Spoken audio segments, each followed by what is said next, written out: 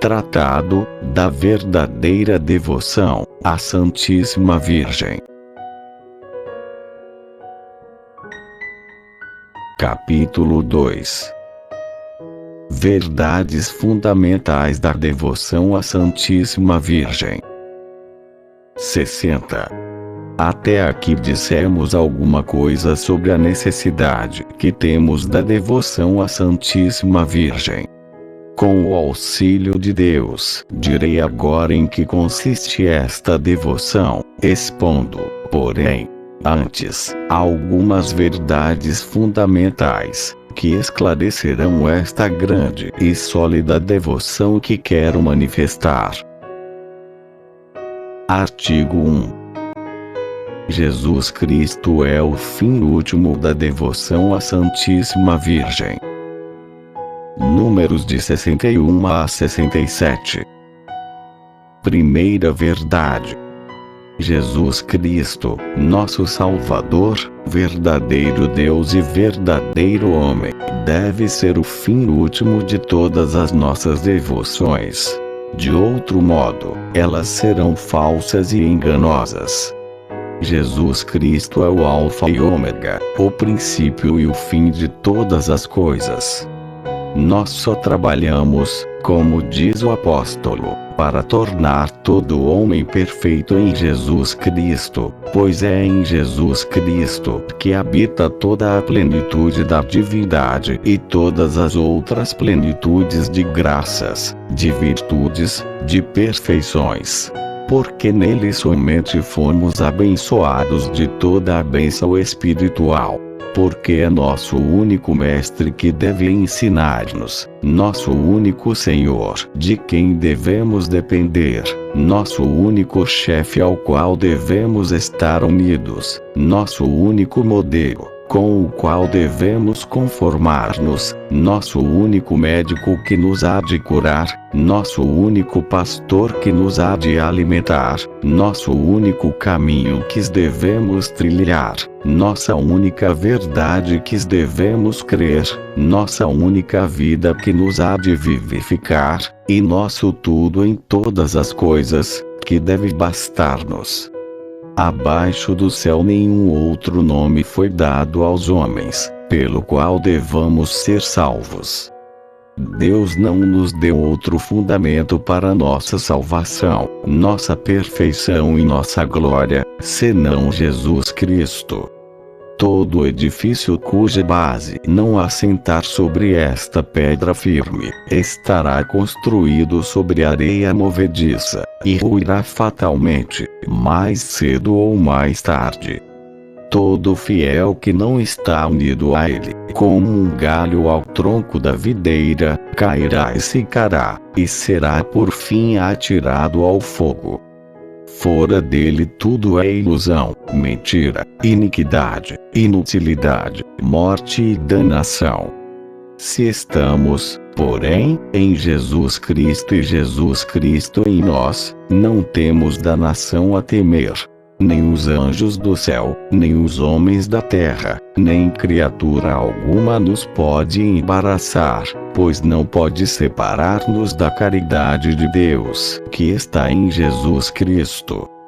Por Jesus Cristo, com Jesus Cristo, em Jesus Cristo, podemos tudo. Render toda a honra e glória ao Pai, em unidade do Espírito Santo, e tornar-nos perfeitos, e ser para nosso próximo um bom odor de vida eterna.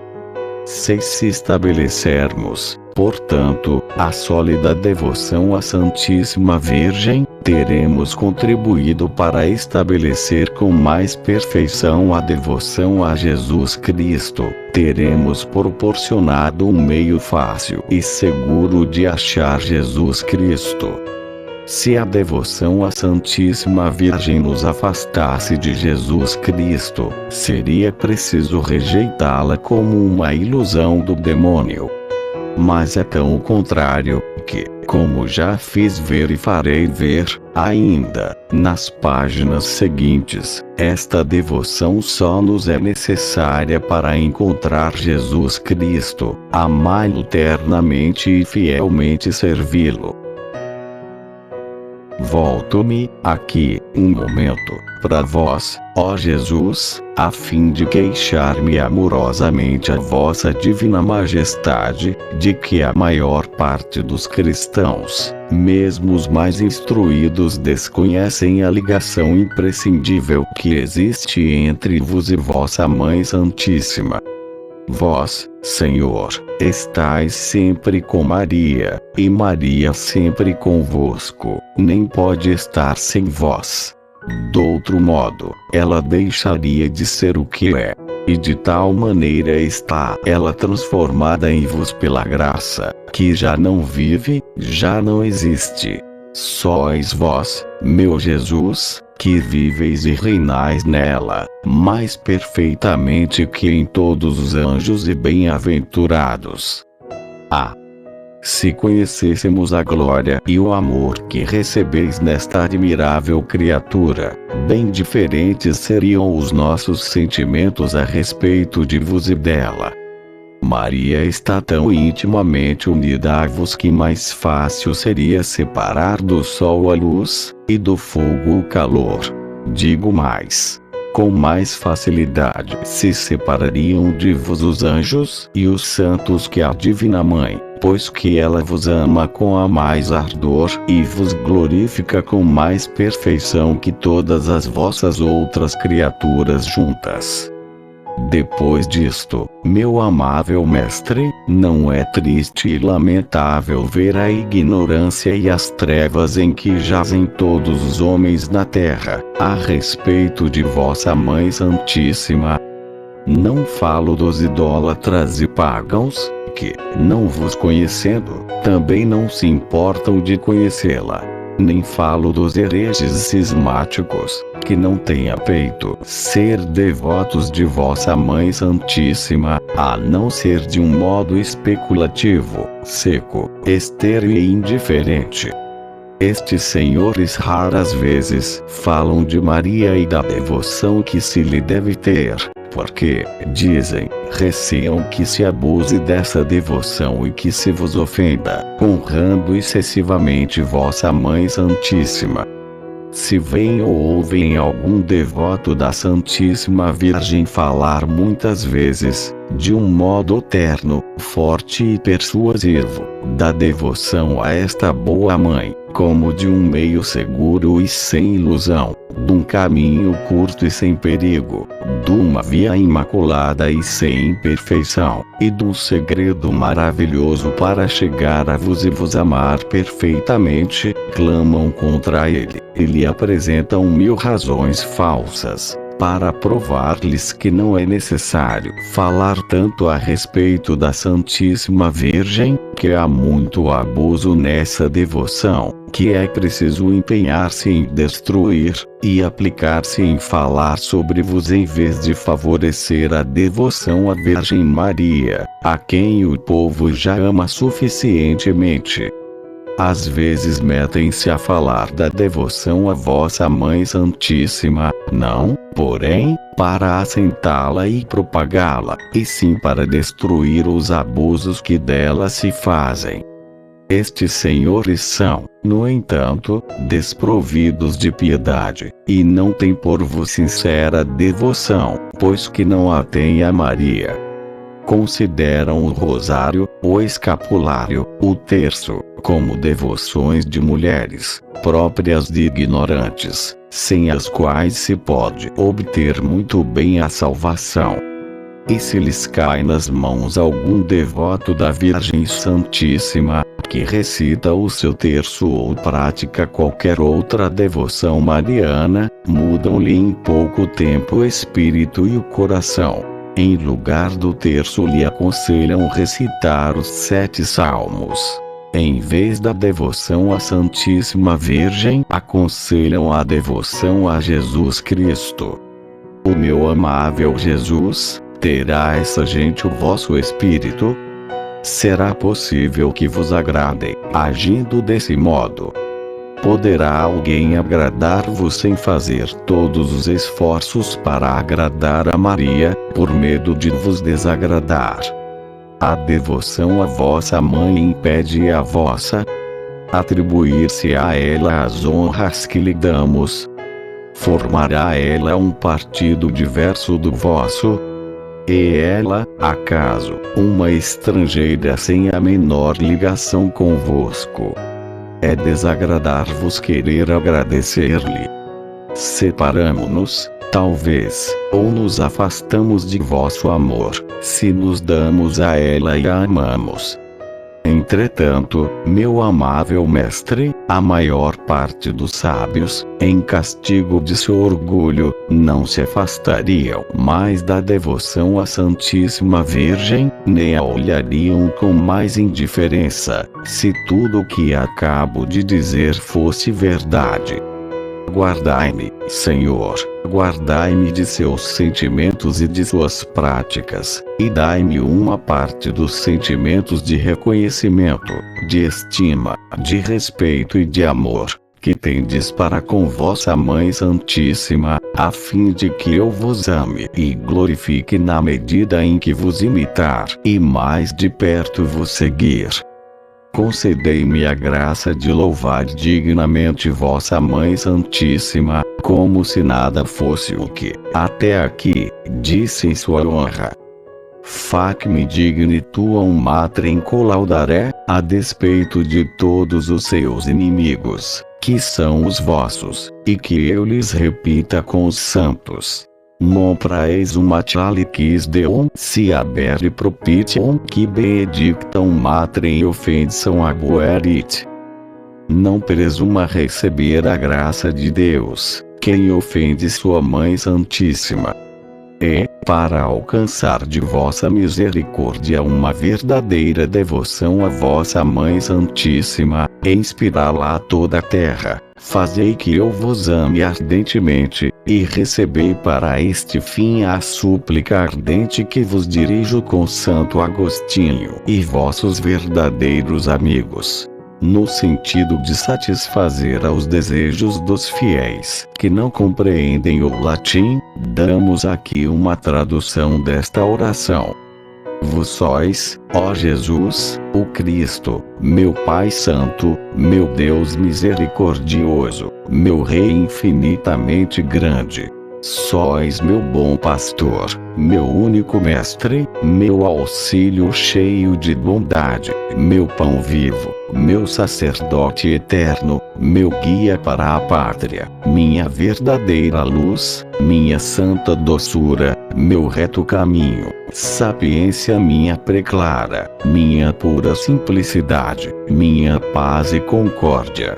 Sois, enfim, toda a minha salvaguarda, minha herança preciosa, minha eterna salvação, ó Jesus Cristo, amável Senhor, porque, em toda a minha vida, amei, porque desejei outra coisa senão vós. Onde estava eu quando não pensava em vós? Que, pelo menos, a partir deste momento o meu coração só deseje a vos e por vos se abrase, Senhor Jesus. Desejos de minha alma, correi, que já bastante tardastes. Apressai-vos para o fim a que aspirais. Procurai em verdade aquele procurais.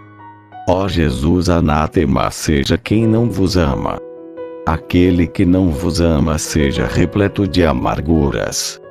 Ó doce Jesus, sede o amor, as delícias, a admiração de todo o coração dignamente consagrado à vossa glória. Deus de meu coração e minha partilha, Jesus Cristo, que em vos meu coração desfaleça, e sede vos mesmo a minha vida. Acenda-se em minha alma a brasa ardente de vosso amor e se converta num incêndio todo divino, a arder para sempre no altar de meu coração, que inflame o âmago de minha alma, para que no dia de minha morte eu apareça diante de vos inteiramente consumido em vosso amor. Amém. Quis transcrever no original esta oração admirável de Santo Agostinho para que assim a possam recitar as pessoas que entendem latim. Recitemo-la todos os dias para pedir o amor de Jesus, que procuramos por intermédio da Santíssima Virgem. Artigo 2. Pertencemos a Jesus Cristo e a Maria na qualidade de escravos. Números de 68 a 77. Segunda verdade. Do que Jesus é para nós, concluímos que não nos pertencemos, como diz o apóstolo, 1 Coríntios 6, 19, e sim a Ele, inteiramente, como seus membros e seus escravos, comprados que fomos por um preço infinitamente caro, o preço de seu sangue. Antes do batismo o demônio nos possuía como escravos, e o batismo nos transformou em escravos de Jesus Cristo e só devemos viver, trabalhar e morrer para produzir frutos para o homem-Deus. Romanos 7, 4, glorificá-lo em nosso corpo e fazê-lo reinar em nossa alma, pois somos sua conquista, seu povo adquirido, sua herança. Pelo mesmo motivo o Espírito Santo nos compara, primeiro a árvores plantadas ao longo das águas da graça, nos campos da igreja, árvores que devem dar seus frutos no tempo adequado. Segundo aos galhos de uma videira de que Jesus Cristo é o tronco, e que devem produzir boas uvas. Terceiro a um rebanho cujo pastor é Jesus, e esse rebanho deve multiplicar-se e dar leite. Quarto a uma boa terra de que Deus é o lavrador, e na qual a semente se multiplica, rendendo 30, 60, 100 vezes mais. Jesus amaldiçoou a figueira estéril, Mateus 21, 19, e declarou condenado o servo inútil que Enial fizera valer o seu talento, Mateus 25, 24, 30. Tudo isso nos prova que Jesus Cristo quer receber alguns frutos de nossas mesquinhas pessoas. Quer receber nossas boas obras, porque as boas obras lhe pertencem exclusivamente. Creati in operibus bonis in Christo Jesus, criados em Jesus Cristo para boas ações. Efésios 2, 10. Essas palavras do Espírito Santo mostram que Jesus Cristo é o único fim de todas as nossas boas obras, e que devemos servi-lo não somente como servidores assalariados, mas como escravos de amor. Explico-me. Há duas maneiras, aqui na terra, de alguém pertencer a outrem e de depender de sua autoridade. São a simples servidão e a escravidão, donde a diferença que estabelecemos entre servo e escravo. Pela servidão comum entre os cristãos, um homem se põe a serviço de outro por um certo tempo, recebendo determinada quantia ou recompensa. Pela escravidão, um homem depende inteiramente de outro durante toda a vida, e deve servir a seu senhor, sem esperar salário nem recompensa alguma, como um dos animais sobre que o dono tem direito de vida e morte. Há 3 espécies de escravidão: por natureza, por constrangimento e por livre vontade. Por natureza, todas as criaturas são escravas de Deus. Domine est terra et plenitudo e o Salmo 23, 1. Os demônios e os réprobos são escravos por constrangimento. E os justos e os santos são por livre e espontânea vontade.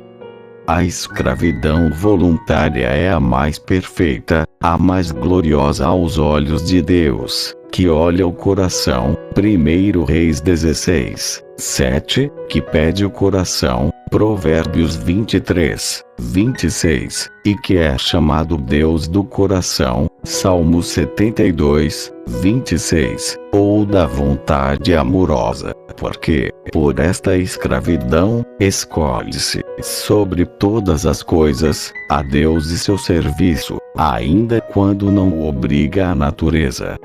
A diferença entre um servo e um escravo é total. Primeiro, um servo não dá a seu patrão tudo que é, tudo que possui ou pode adquirir por outrem ou por si mesmo. Mas um escravo se dá integralmente a seu senhor, com tudo o que possui ou possa adquirir, sem nenhuma exceção. Segundo, o servo exige salário pelos serviços que presta a seu patrão. O escravo, porém, nada pode exigir, seja qual for a assiduidade, a habilidade, a força que empregue no trabalho.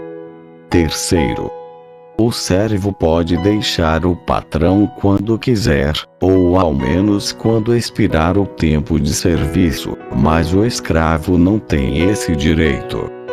Quarto, o patrão não tem sobre o servo direito algum de vida e de morte, de modo que, se o matasse como mata se seus animais de carga, cometeria um homicídio. Mas, pelas leis, o Senhor tem sobre o escravo o poder de vida e morte, de modo que pode vendê-lo a quem o quiser ou matá-lo, como, sem comparação, o faria a seu cavalo. Quinto, o servo, enfim, só por algum tempo fica a serviço de um patrão, enquanto o escravo o é para sempre. Só a escravidão, entre os homens, põe uma pessoa na posse e dependência completa de outra. Nada há, do mesmo modo, que mais absolutamente nos faça pertencer a Jesus Cristo e a sua Mãe Santíssima do que a escravidão voluntária, conforme o exemplo do próprio Jesus Cristo, que, por nosso amor, tomou a forma de escravo. Formam servia-se pies Filipenses 2, 7, e da Santíssima Virgem, que se declarou a escrava do Senhor. Lucas 1, 38. O apóstolo honra-se várias vezes em suas epístolas com o título de Servus Christi. A Sagrada Escritura chama muitas vezes os cristãos de Servis Christi, e esta palavra servos, conforme a observação acertada de um grande homem, significava, outrora, apenas escravo, pois não existiam servos como os de hoje, e os ricos só eram servidos por escravos ou libertos. E para que não haja a menor dúvida de que somos escravos de Jesus Cristo, o Concílio de Trento usa a expressão inequívoca Mancipia Christi e nolo aplica. Escravos de Jesus Cristo. Isto posto, digo que devemos pertencer a Jesus Cristo e servi-lo, não só como servos mercenários, mas como escravos amorosos, que, por efeito de um grande amor, se dedicam a servi-lo como escravos, pela honra exclusiva de lhe pertencer. Antes do batismo, éramos escravos do demônio. O batismo nos fez escravos de Jesus Cristo. Importa, pois, que os cristãos sejam escravos ou do demônio ou de Jesus Cristo. O que digo absolutamente de Jesus Cristo, digo também da Virgem Maria, pois Jesus Cristo, escolhendo-a para sua companheira inseparável na vida, na morte, na glória, em seu poder no céu e na terra, deu-lhe pela graça, relativamente à sua majestade, os mesmos direitos e privilégios que ele possui por natureza. Que te cuide Deo convenit per naturam, Mariae convenit per gratiam. Tudo que convém a Deus pela natureza, convém a Maria pela graça, dizem os santos. Assim, conforme este ensinamento, pois que ambos têm a mesma vontade e o mesmo poder, têm também os mesmos súditos, servos e escravos. Podemos, portanto, seguindo a opinião dos santos e de muitos doutos, dizer-nos e fazer-nos escravos da Santíssima Virgem, para deste modo nos tornarmos mais perfeitamente escravos de Jesus Cristo. A Santíssima Virgem é o meio de que nosso Senhor se serviu para vir até nós. E é um meio de que nos devemos servir para ir a Ele. Bem diferente é ela das outras criaturas, as quais, se a elas nos apegarmos, poderão antes afastar-nos que aproximar-nos de Deus. A mais forte inclinação de Maria é unir-nos a Jesus Cristo, seu divino Filho. E a mais forte inclinação do Filho é que vamos a Ele por meio de sua Mãe Santíssima. E isto é para Ele tanta honra e prazer, como seria para um rei honra e prazer, se alguém, para tornar-se mais perfeitamente seu escravo, se fizesse escravo da rainha. Eis porque os santos padres, e São Boaventura com eles, dizem que a Santíssima Virgem é o caminho para chegar a Nosso Senhor. Via venienti ad Christum est propinquare ad illam. Além disso, se a Virgem Santíssima, como já disse, ver N38, é a rainha e soberana do céu e da terra, império de omnia subsumptura et Deus, dizem Santo Anselmo, São Bernardo, São Boaventura, não possui ela tantos súditos e escravos quantas criaturas existem.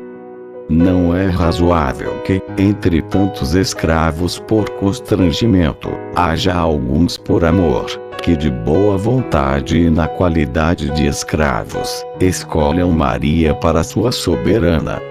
Pois então os homens e os demônios terão seus escravos voluntários e Maria não há de tê-los. Seria desonra para um rei se a rainha, sua companheira, não possuísse escravos sobre os quais tivesse direito de vida e morte, pois a honra e o poder do rei são a honra e o poder da rainha. E pode-se acreditar que Nosso Senhor, o melhor de todos os filhos, que deu à sua Mãe Santíssima parte de todo o seu poder, considere um mal ter ela escravos. Terá ele menos respeito e amor à sua mãe do que teve a Suero, a Éster e Salomão a Betsabé? Quem ousaria dizê-lo ou pensá-lo sequer? Mas onde me leva a minha pena? Por que me detenho aqui a provar uma coisa tão evidente? Se alguém recusa confessar-se escravo de Maria, que importa? Que se faça e diga escravo de Jesus Cristo. É o mesmo que ser escravo da Santíssima Virgem, pois Jesus é o fruto e a glória de Maria.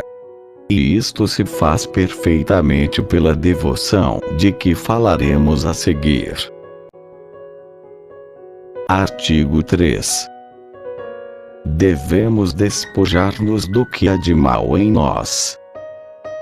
Números de 78 a 82. Terceira verdade. Nossas melhores ações são ordinariamente manchadas e corrompidas pelo fundo de maldade que há em nós.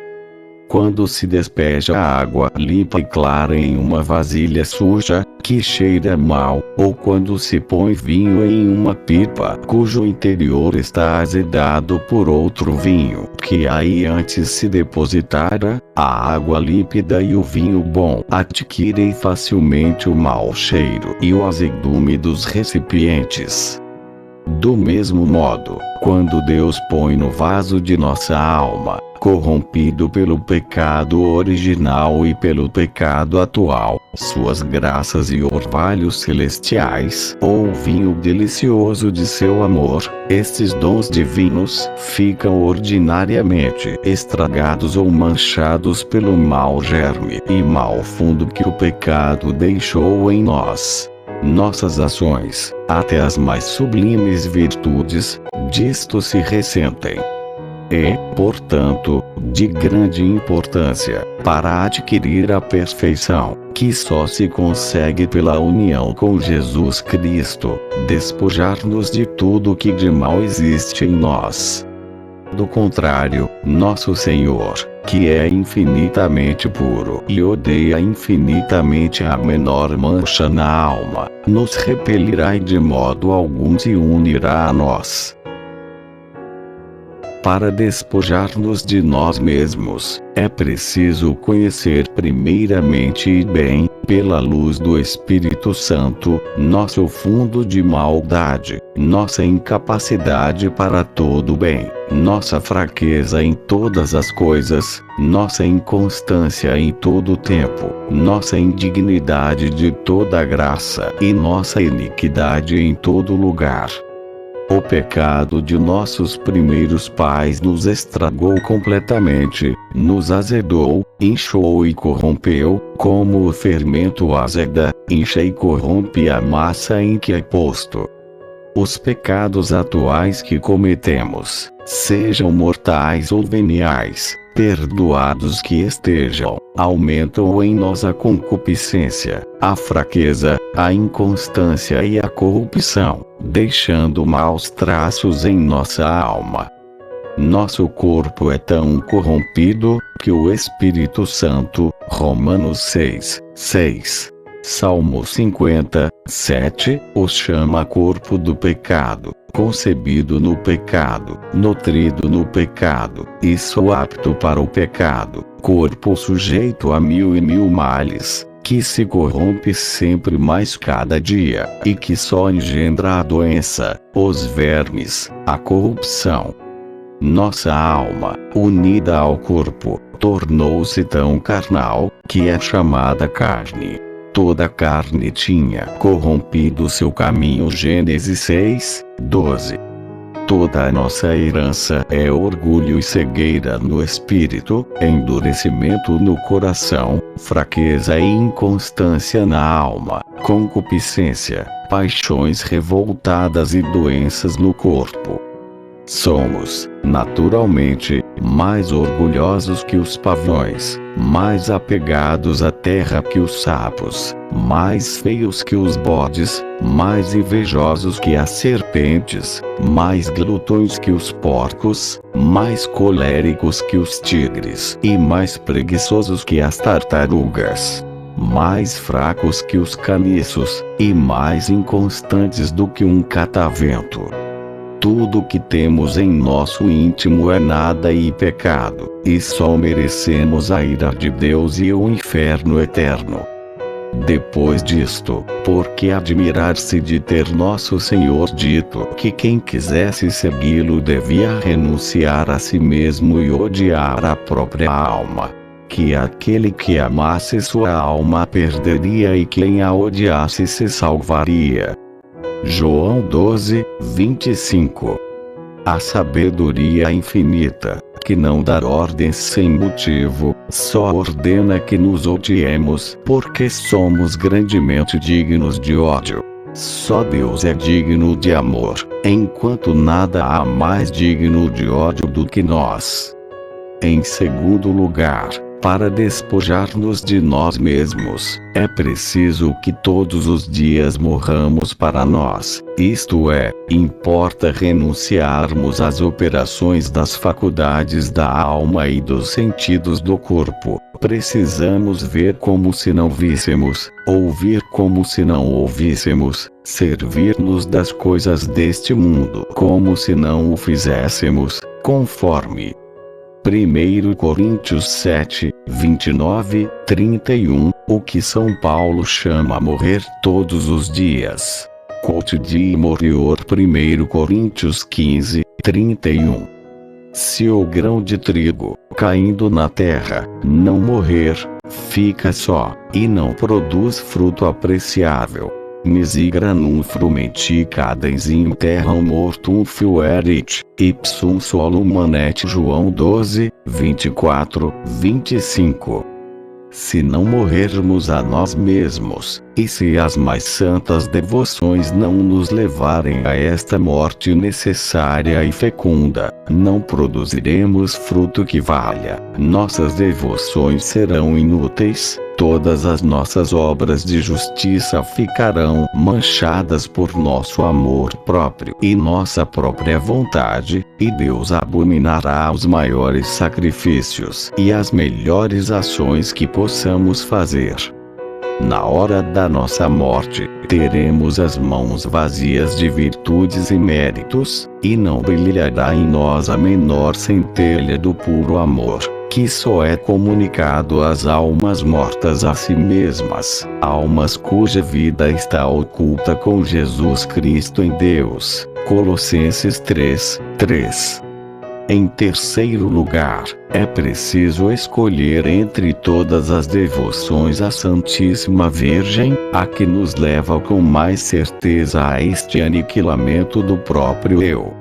Esta será a devoção melhor e mais santificante, pois é mistério reconhecer que nem tudo que luz é ouro, nem tudo que é doce é mel, e nem tudo que é fácil de fazer e praticar é mais santificante.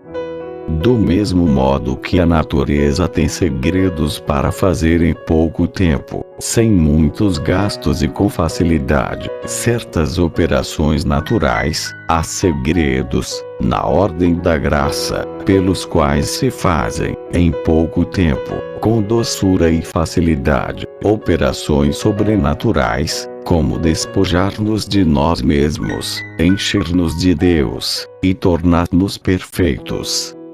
A prática que quero revelar é um desses segredos da graça, desconhecido da maior parte dos cristãos, conhecidos de poucos devotos, praticado e apreciado por um número bem diminuto. Antes de abordar esta prática, apresento uma quarta verdade que é consequência da terceira. Artigo 4. Temos necessidade de um medianeiro junto do próprio medianeiro que é Jesus Cristo. Números de 83 a 86. Quarta verdade. É muito mais perfeito, porque é mais humilde, tomar um medianeiro para nos aproximarmos de Deus. Se nos apoiarmos sobre nossos próprios trabalhos, habilidade e preparações, para chegar a Deus e agradar-lhe, é certo que todas as nossas obras de justiça ficarão manchadas e peso insignificante terão junto de Deus, para movê-lo a unir-se a nós e nos atender, pois, como acabo de demonstrar, nosso íntimo é extremamente corrupto. E não foi sem razão que ele nos deu medianeiros junto de Sua Majestade. Viu nossa iniquidade e incapacidade, apiedou-se de nós, e, para dar-nos acesso às suas misericórdias, proporcionou-nos intercessores poderosos junto de sua grandeza. De sorte que negligenciar esses medianeiros e aproximar-se diretamente de sua santidade sem outra recomendação é faltar ao respeito a um Deus tão alto e tão santo. É menosprezar este Rei dos Reis, como não se faria a um rei ou príncipe da terra, do qual ninguém se aproximaria sem a recomendação de um amigo. Nosso Senhor é nosso advogado e medianeiro de redenção junto de Deus Pai.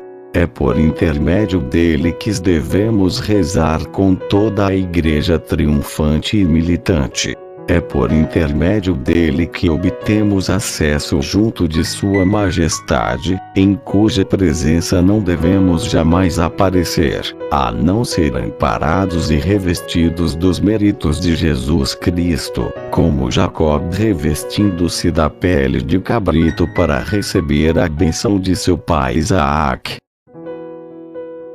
Mas temos necessidade de um medianeiro junto do próprio medianeiro. Será a nossa pureza suficiente para que nos permita unir-nos diretamente a Ele, e por nós mesmos. Não é Ele Deus, em tudo igual ao Pai, e, por conseguinte, o Santo dos Santos, digno de tanto respeito como seu Pai? Se Ele, por sua caridade infinita, se constituiu nosso penhor e medianeiro junto de Deus seu Pai, para aplacá-lo e pagar-lhe o que lhe devíamos, quer isto dizer que lhe devemos menos respeito e tomar por sua majestade e santidade? Digamos, pois, ousadamente, com São Bernardo, que temos necessidade de um medianeiro junto do medianeiro por excelência, e que Maria Santíssima é a única capaz de exercer esta função admirável. Por ela Jesus Cristo veio a nós, e por ela devemos ir a Ele. Se receamos ir diretamente a Jesus Cristo Deus, em vista da sua grandeza infinita, ou por causa de nossa baixeza, ou, ainda, devido aos nossos pecados, imploremos afoitamente o auxílio e intercessão de Maria nossa Mãe. Ela é boa e eterna. Nela não há severidade nem repulsa. Tudo nela é sublime e brilhante. Contemplando-a, vemos nossa pura natureza. Ela não é o sol, que, pela força de seus raios, nos poderia deslumbrar em nossa fraqueza, mas é bela e suave como a lua. Cântico dos Cânticos 6, 9, que recebe a luz do sol e a têmpera para que possamos suportá-la. É tão caridosa que a ninguém repele, que implore sua intercessão, ainda que seja um pecador. Pois, como dizem os santos, nunca se ouviu dizer, desde que o mundo é mundo, que alguém que tenha recorrido à Santíssima Virgem, com confiança e perseverança, tenha sido desamparado ou repelido. Ela é tão poderosa que jamais foi desatendida em seus pedidos. Basta-lhe apresentar-se diante de seu filho para pedir-lhe algo, e ele só ouve o pedido para logo conceder-lhe o que ela pede. É sempre amorosamente vencido pelos seios, pelas entranhas e pelas preces de sua querida mãe.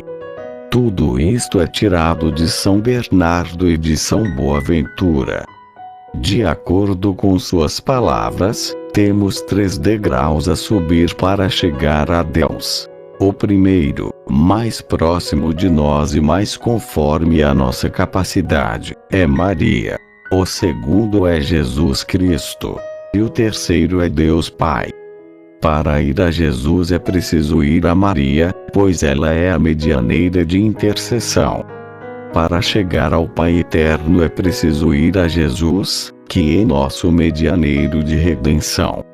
Ora, pela devoção que preconizo, mais adiante, é esta a ordem perfeitamente observada. Artigo 5. É muito difícil para nós conservar as graças e tesouros recebidos de Deus. Números de 87 a 89. Quinta verdade. É extremamente difícil, devido à nossa fraqueza e fragilidade, conservarmos em nós as graças e os tesouros que recebemos de Deus. Primeiro, porque este tesouro, mais valioso que o céu e a terra, nós os guardamos em vasos frágeis. Habemus thesaurum estum in vasis fictilibus, segundo Coríntios 4, 7. em um corpo corruptível, em uma alma fraca e inconstante que o nada perturba e abate. Segundo, porque os demônios, que são ladrões finórios, buscam surpreender-nos de improviso para nos roubar e despojar. Espreitam dia e noite o momento favorável a seu desígnio. Andam incessantemente ao redor de nós, prontos a devorar-nos, conforme 1 Pedro 5:8, e, pelo pecado, arrebatar-nos, num momento, tudo que em longos anos conseguimos alcançar de graças e méritos.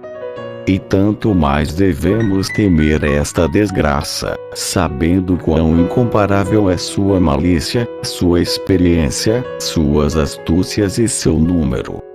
Pessoas têm havido muito mais cheias de graças do que nós, mais ricas em virtudes, mais experientes, mais elevadas em santidade, que foram surpreendidas, roubadas, saqueadas lamentavelmente. Ah!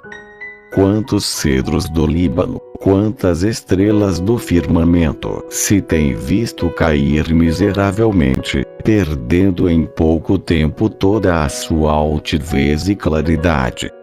A que atribuir tão estranha mudança? Não foi falta de graça, pois a graça não falta a ninguém. Foi falta de humildade. Essas pessoas acreditavam-se mais fortes e suficientes do que o eram na realidade. Julgavam-se capazes de guardar seus tesouros. Fiaram-se e apoiaram-se em si próprias.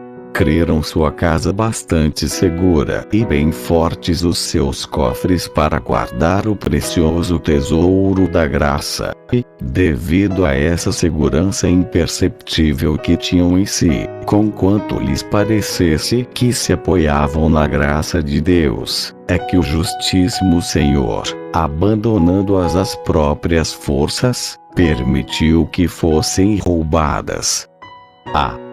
Se tivessem conhecido a devoção admirável que vou expor, em seguida, teriam confiado seu tesouro à Virgem poderosa e fiel, que o teria guardado como seu próprio bem, fazendo mesmo disso um dever de justiça. Terceiro, é difícil perseverar na justiça, por causa da corrupção do mundo. O mundo está, atualmente, tão corrompido, que é quase necessário que os corações religiosos sejam manchados, se não pela lama, ao menos pela poeira dessa corrupção. De modo que se pode considerar um milagre o fato de uma pessoa manter-se firme no meio dessa torrente impetuosa sem que o turbilhão a arraste. No meio desse mar tempestuoso sem que o furor das ondas a submerja ou a pilhem os piratas e corsários no meio desse ar empestado sem que os miasmas a contaminem. É a Virgem, a única fiel, na qual a serpente não teve parte jamais, que faz este milagre em favor daqueles e daquelas que a servem da mais bela maneira.